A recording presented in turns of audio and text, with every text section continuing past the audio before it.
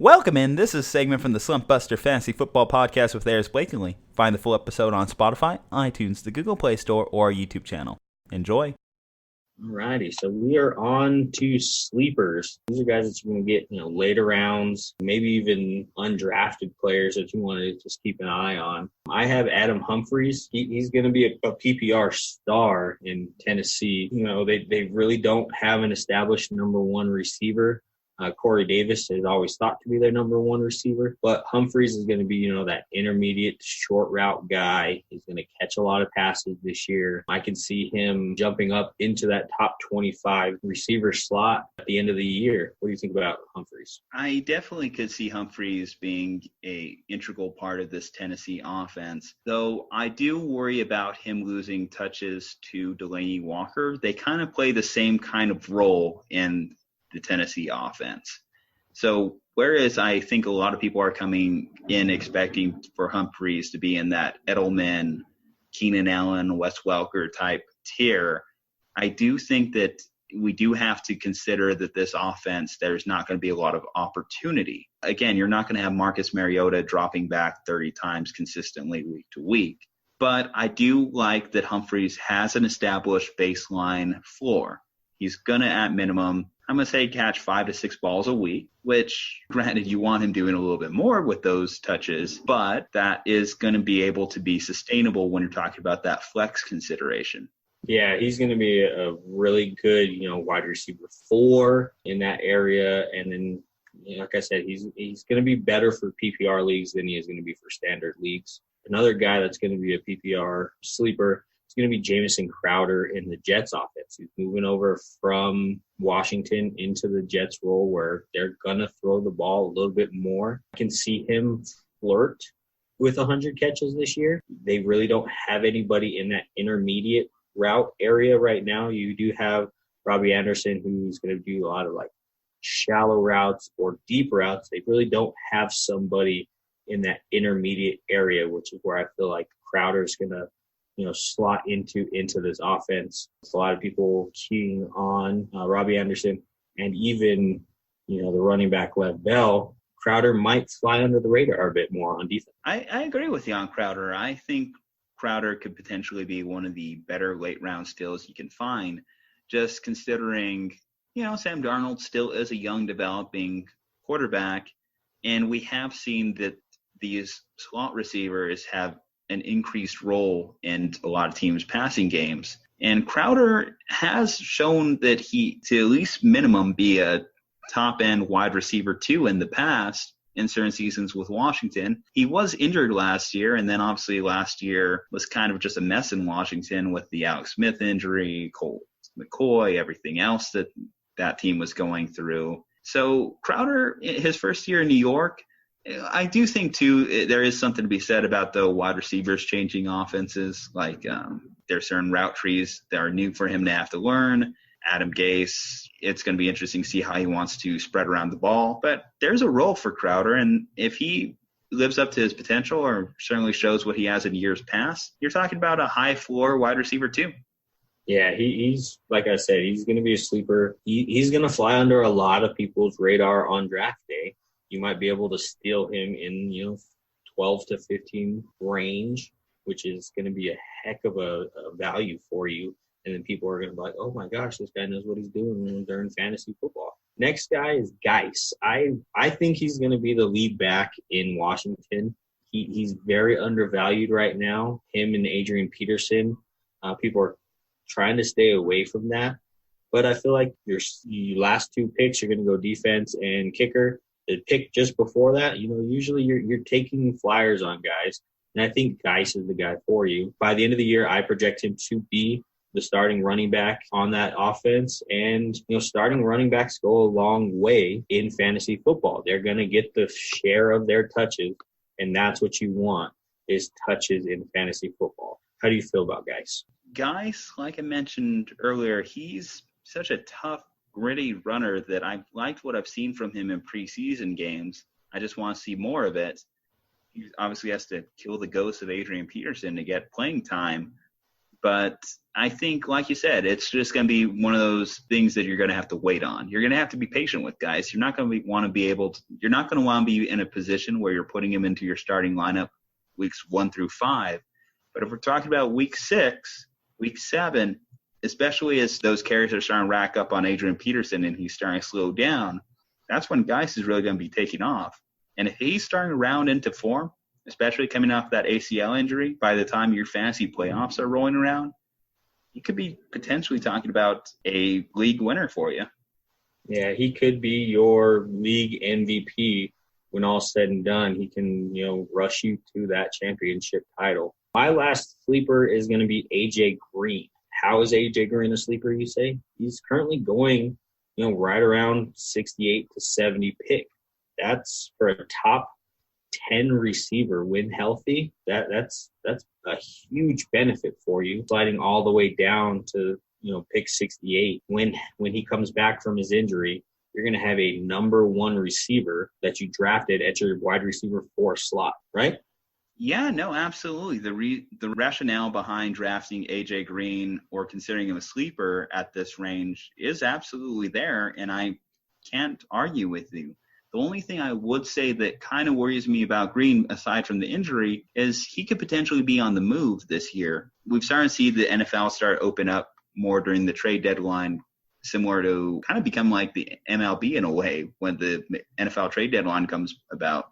I could see AJ Green being one of those top trade candidates, and depending on where he lands, that's going to dictate a lot of where his value goes. I'm starting to hear like places like San Francisco for a 4th-round pick or something. That would interest me, but if he goes to the wrong offense, let's say he goes to Buffalo or something like that, obviously I'm less enthused. So there is the inherent risk that comes with AJ Green in that regard. Yeah, if he goes to San Francisco, I think that sleeper pick just gets even better because now he's going to have a heck of a quarterback in Jimmy G throwing him the ball. And there's really good weather in the West Coast where they play all of their games till the playoff time. They're going to be sunshine and 75 degrees, so that'll just help his value even more.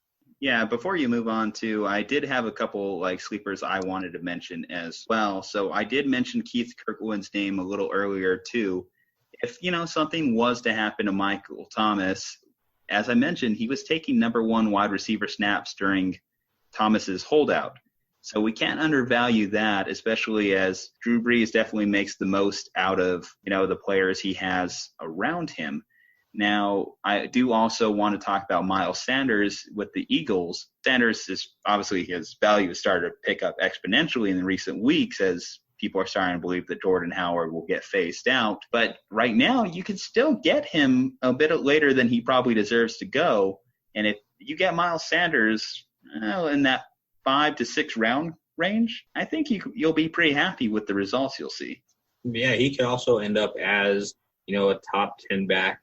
The only reason why he was drafted so low is he only had 1 year of college football, but he played behind, the best running back in the league, Saquon Barkley. So, of course, he didn't get much film, but he performed there. Jordan Howard got pushed out by a rookie in Chicago. I can see him getting pushed out by a rookie in Philly as well. Oh, and going back to the Saints too, one last name I want to mention, and it's kind of like an under-the-radar kind of pick, but Devin Ozigbo. I mentioned him in our Saints breakdown, but he was an undrafted rookie out of Nebraska. And, Alvin Kamara was an undrafted rookie out of Tennessee too. Saints have a great history with undrafted running backs, and from what I hear, he's taking first-team reps. So keep an eye out, especially if you're talking about Kamara injury replacement or just in general someone to fill that Mark Ingram role a little bit.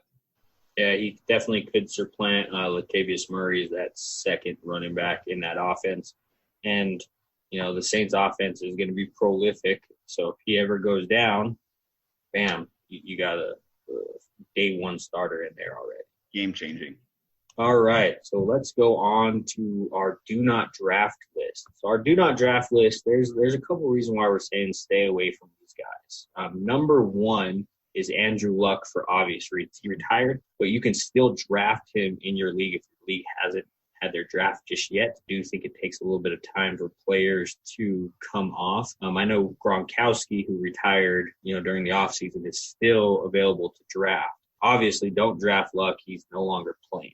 Yeah, we saw people drafting Luck. I'm going to give him the benefit of the doubt and assume that it is an auto draft situation, which, hey, I feel bad for you if you happen to miss your weekend draft and suddenly you come back and Andrew Luck's on your roster. That's rough. At least we talked about quarterback being deep, because at least that will be a saving grace. But, yeah, there's not much to say about if you draft Andrew Luck. That it just kind of is what it is. And along those same lines, Lamar Miller, don't draft him. He's still available to draft. Tore his ACL. It's going to take a little bit for him to get off of those draft boards. If you're like you said, if you're auto drafting, you might accidentally end up with him. But obviously, he's not playing this year.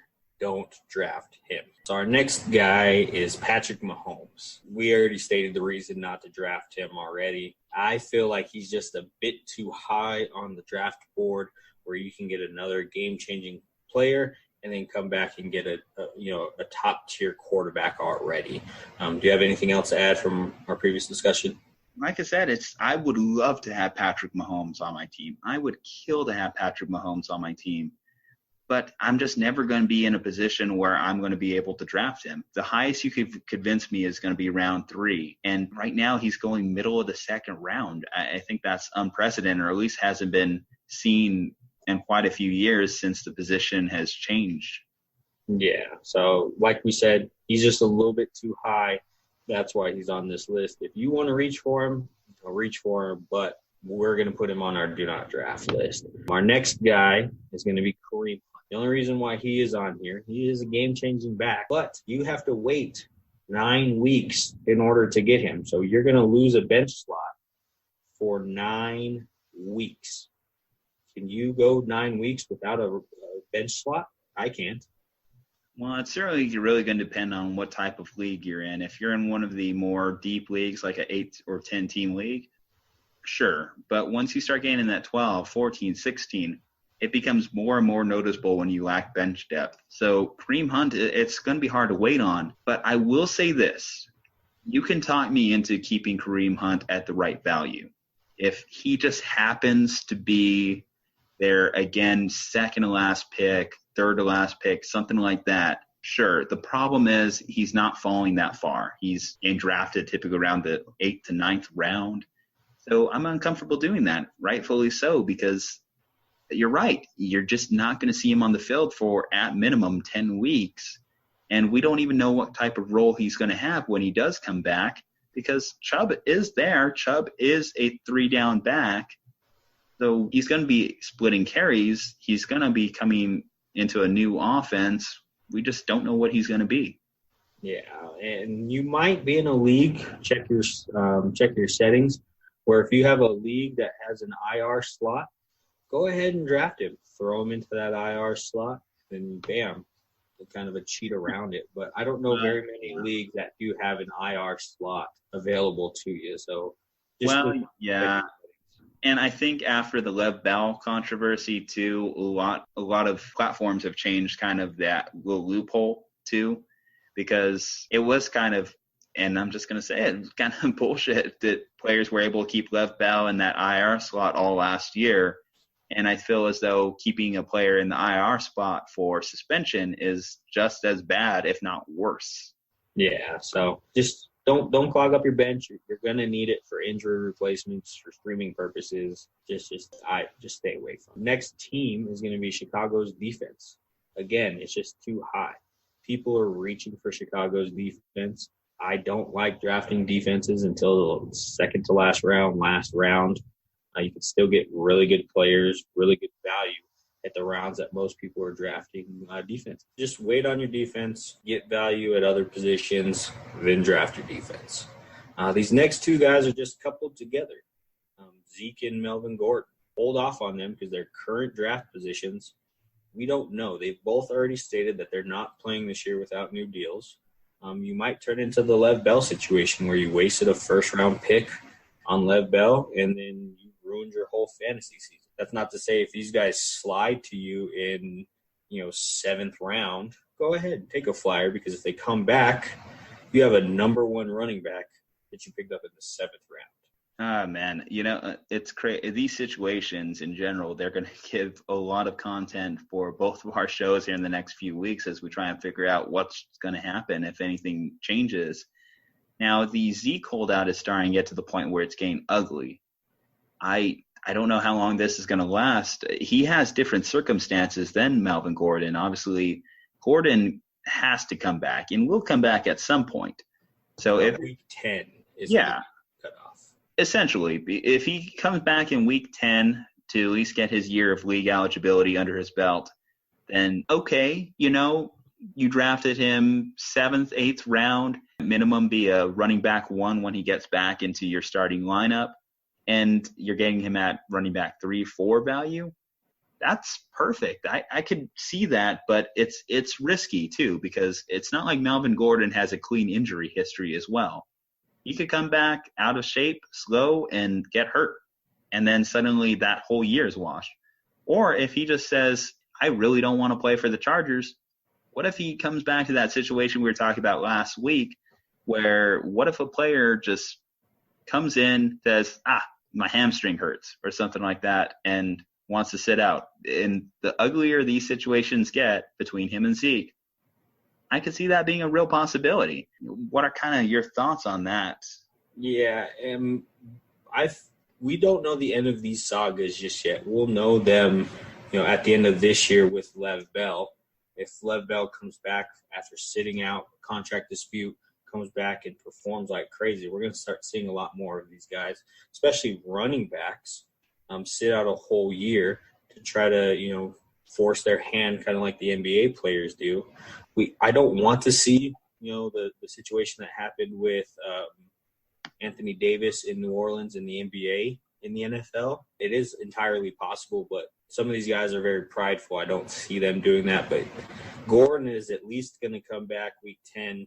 Zeke, he doesn't have that stipulation in his contract where he needs that league eligibility. He could sit out the whole year. So I would just hold off on drafting them at their current draft positions unless they fall to you, 7th, 8th round. Then go ahead and throw a flyer on them, and then just kind of see what happens. So yeah, for that same reason, I don't know if I'm going to be drafting him. However, I will say this: if Zeke does play, which I'm like 90% sure, even if he sits out a few weeks into the regular season, and you get him in the late first round, similar to how he was in his suspension year, that's, again, we talk about league-breaking difference makers.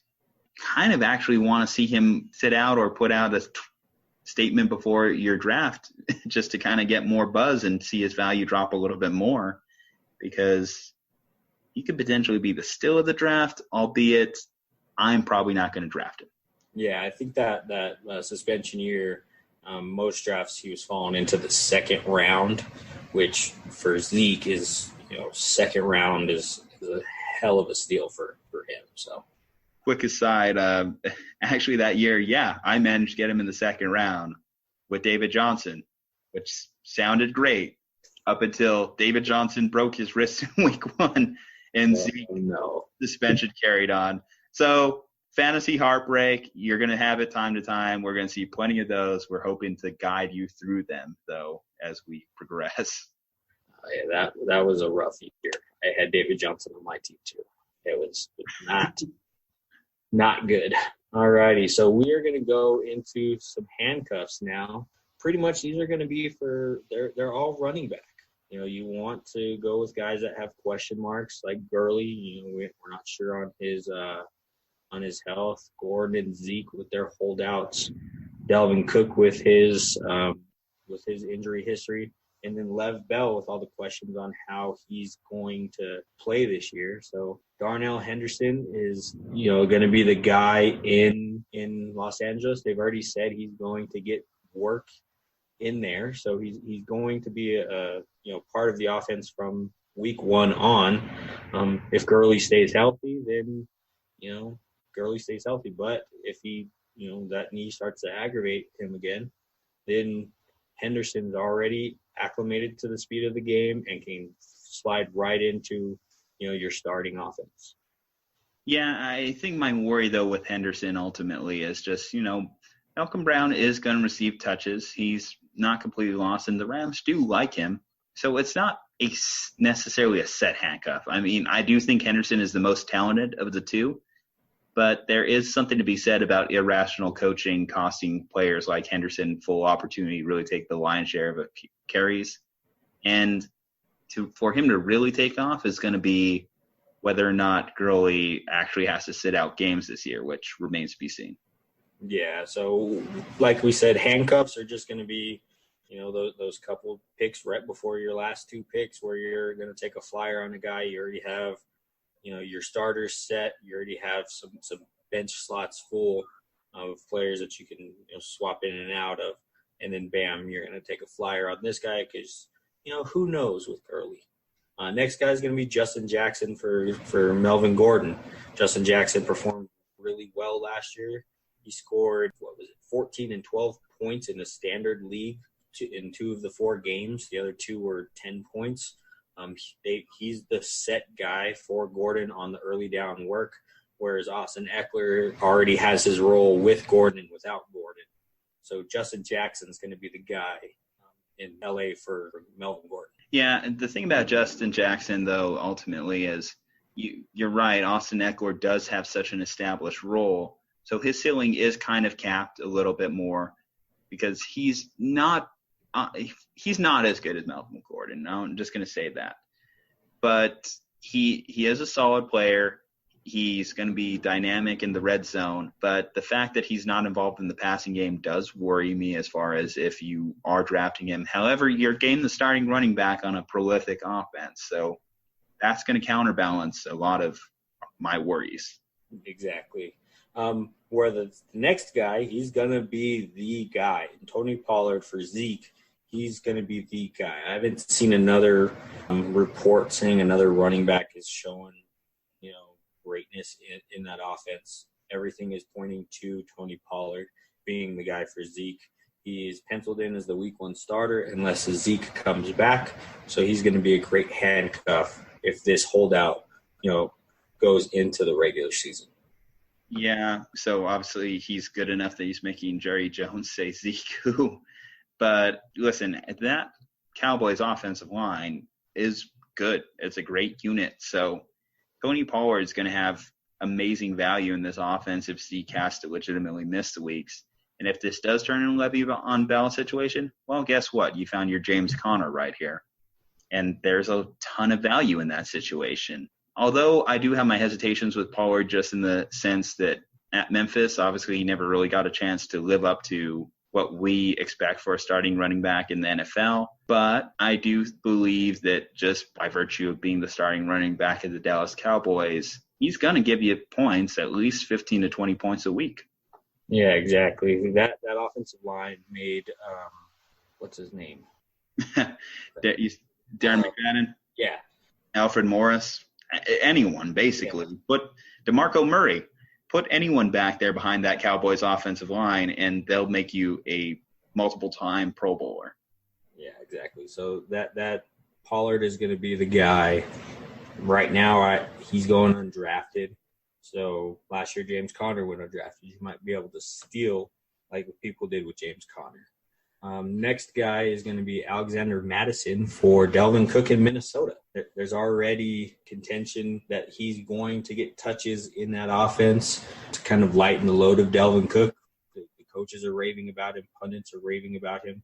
So we can already see maybe it's not going as so much of a handcuff, but more of a timeshare to try to save Dalvin Cook. Well, Mike Zimmer wants to run the ball. That's why he fired DeFilippo as OC last year. And, hey, it's been a winning formula for Minnesota in years past. Run the ball, play good defense. Hey, they do have the weapons on the outside and Diggs and Thielen, but I do believe that this running game is going to be productive. And Dalvin Cook obviously hasn't shown he can stay healthy in the NFL. And when he does, he did look a little bit ineffective last year. So Alexander Madison, this guy could go from handcuff to legitimate starter in your lineup. And even like you mentioned, if it's a timeshare situation, I still think he has flex value potentially. Yeah, and flex appeal, running back 5 and stuff is definitely, where you want. That's where all your scat backs, your third down backs are going to be. If he has standalone value, that's just going to help your team even more. The next guy is going to be Ty Montgomery for Le'Veon Bell. Ty Montgomery is a enigma of a running back. He's not a running back. He is a running back. He's a receiver. He's not a receiver. We really don't know what Ty Montgomery is, but he is the backup right now to Le'Veon Bell. So great pass catching back, running back, but he's the number 2 in New York. So if Lev Bell, gets hurt, like he's tend to get hurt in the past, Ty Montgomery is going to be your guy in New York. Yeah, I mean, just a quick aside on Ty Montgomery, I do think he got an unfair amount of blame for that whole fumble situation last year with the Packers.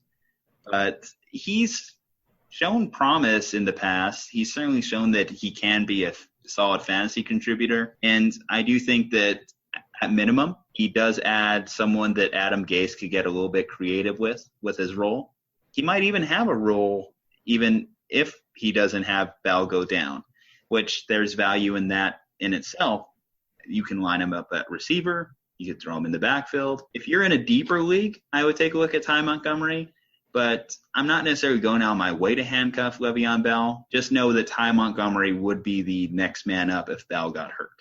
Yeah, that would definitely be an interesting backfield. Ty Montgomery and Lev Bell in the game at the same time, motioning him out, getting him on linebackers.